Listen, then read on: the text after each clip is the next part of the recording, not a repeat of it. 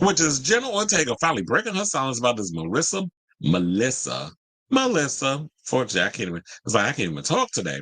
This Melissa Barrera Scream 7 thing. Now we don't need to sit and recap um all the situations because we already know Melissa Barrera was fired because she was making a lot of pro-Palestine commentary on her social media, and I guess there were some people, the overlords over at Spyglass, who did not like what she was saying, and instead of actually sitting down and having a conversation with her and understanding where she was coming from, they went full on Zionist, allegedly. I'm going to tread on my words in certain situations. So apparently they didn't like what she said, and they decided, you know what? We're going to make an example. We're just going to fire you, and that's the knee jerk reaction, which makes us think it's like probably why I think that other guy, what's his name? From the one that they was talking about, Josh Shapiro. That's probably why he didn't get the VP nomination, because he was like real hardcore with his, if you say anything remotely against Jewish people, you're anti-Semitic, or if you question any of our actions on things, you're anti-Semitic. And I don't think that General Ortega was anti-Semitic in what she was saying. What she was asking for was a ceasefire. Quiet as it's kept, I personally think that it was a call that came from inside the house. I believe the whole situation wasn't Hamas starting this whole situation. I believe that Netanyahu set this whole situation up for some stuff that happened within his own situation, because there's a lot of people in Israel that do not like him. So I believe he probably caused some attack to happen, set it up as a launching pad for him to go and do what he needed to do over in Gaza. Because all this blowing up things and all this other stuff, did you find any of the terrorists that you claim that you said you were looking for?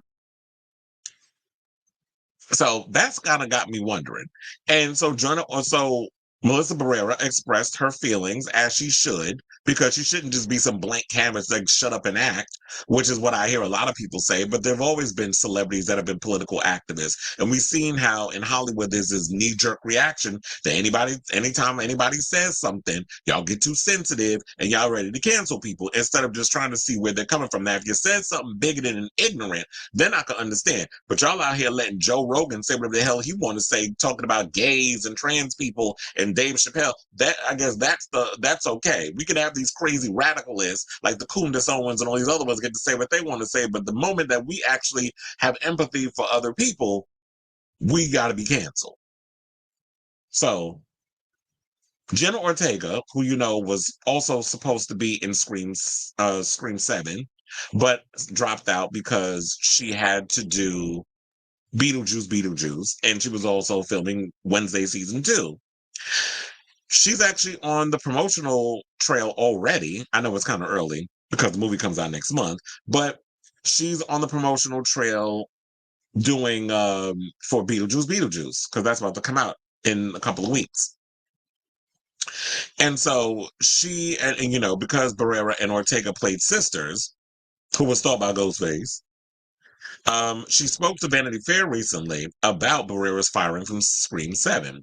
Now, Ortega notes that the film and TV industry is so touchy-feely with everyone wanting to be politically correct.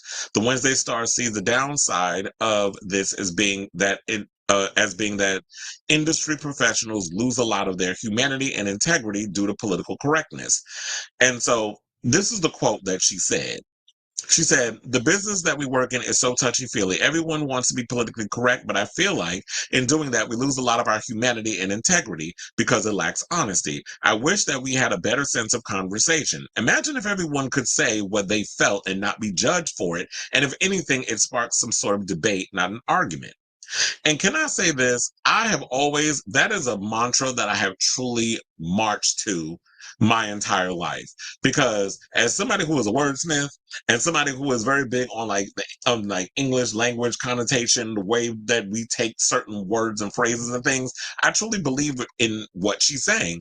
And I do wish that we could come to a point where it's like, you know what? This person has a opposing view of certain things. I may not agree with it, but I want to sit down and understand, what do you mean by this? Where are you coming from with this? And when you're saying this, I'm willing to listen and learn, but also I'm going to come with my own receipts and be like, this is why I don't agree with what you're saying, and this is why, basically. And I wish we could have that type of situation where we could sit down and have those type of conversations. But it just feels like to me that people are just so quick to be like, oh, I don't agree with you. You're canceled. You're a nuisance. You're this. You're that. And then they'll go as far as make up lies and say that this person says something just to find a way to just literally destroy you as a person. And it's like, I've never said anything like that, meaning that I want to wish harm on somebody. I just want you to have empathy for the fact that these people are innocent in this whole situation. We just heard the story about how these damn soldiers SA'd a male Palestinian. And it's a video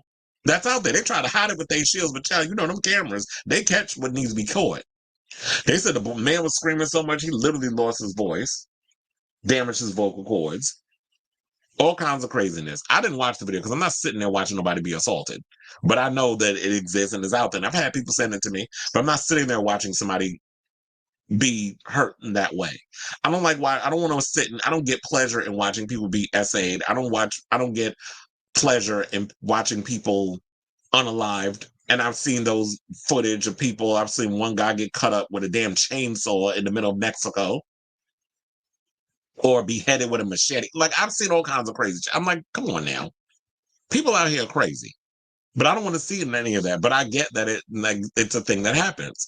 And so there's a Barrera's firing from Scream 7, was announced in late 2023.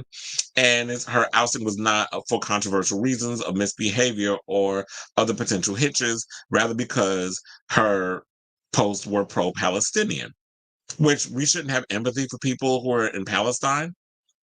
And now in Ortega's comments, she seems to believe that poor sense of conversation is part of what led to Barrera's firing. In this case, the issue of Israel and Palestine is incredibly complicated both in global politics and in the Hollywood sphere. Just last year, for example, the Zone of Interest director Jonathan Glazer came under fire. And this was at the Oscars when he gave a speech and he spoke about the importance of preventing ongoing genocide. He was the only one at the Oscars that spoke about a ceasefire and how we need to prevent genocide and cited Gaza in his thing.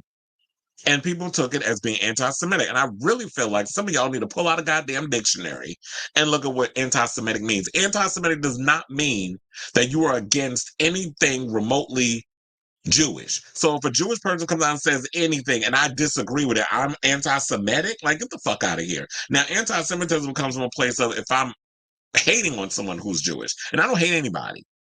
I don't hate on anybody based on their race, their color, their gender, sexual orientation, none of that. But everybody's an equal opportunity where I will cuss your ass out if you're being disrespectful. But you don't take it to a place where you got to be discriminatory or hateful or mean-spirited or just nasty in your delivery. We have to learn how to articulate the things that we say and have these conversations and these nuances where we can have conversations with people who are different than us without threatening their livelihood or being or dropping slurs against them and that sort of thing. Because if you're getting to a place where y'all trying to make it seem like that what's happening to Jewish people is more important than any other demographic, to me, that is problematic. So don't get me wrong, I am upset with the whole firing and how they went about with Spyglass and how they went about this whole thing with Melissa and Jenna having to quit. I do wonder if she left for that reason because I would have loved in that interview. I didn't read the whole article. I just saw the video and all that other stuff. But I'm curious. I mean the interview, but I'm curious if they asked her, was like, okay, so was that the real reason that you stepped down from Scream 7 was because you were filming this other stuff? And is there a possibility that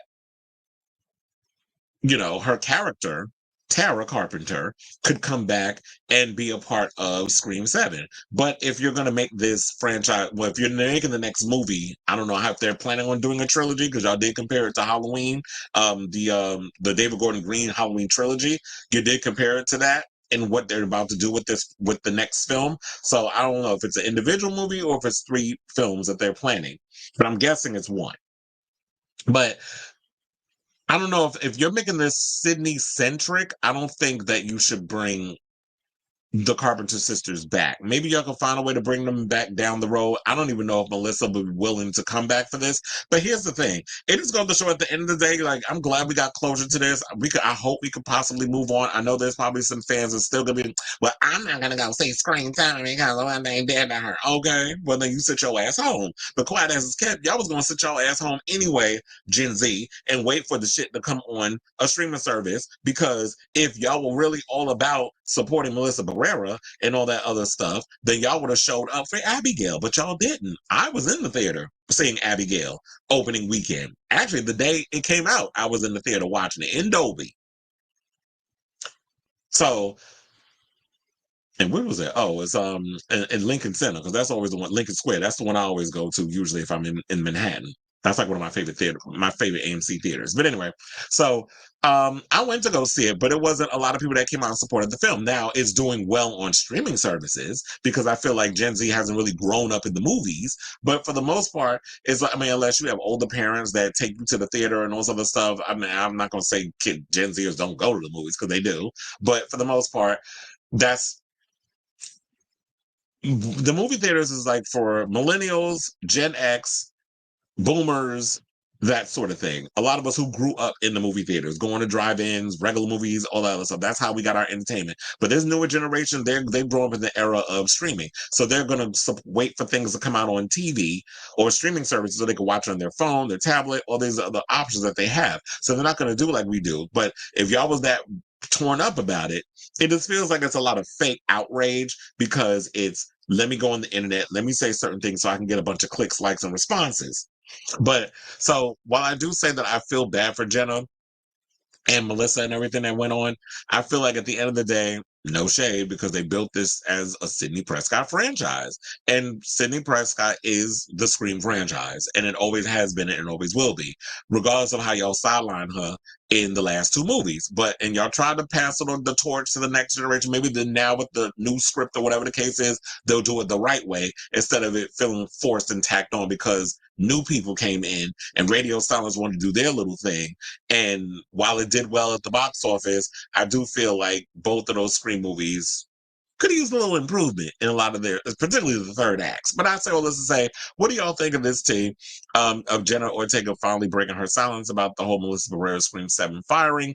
Are you here for what she had to say? And also, um, should there be a bigger dialogue that's open up in regards of people being able to just, let's have a open dialogue about things and stop being so quick to fire people or to take away their livelihood because they said something that you did not agree with. You should have pulled her into had a meeting with her and her agent, whatever, had them in the room with the people who were apparently upset about what she had to say, and understand where she's coming from in regards of her thoughts. And I guess if y'all want her to give her an ultimatum and have her bend the knee, and she refused, then you do what you got to do.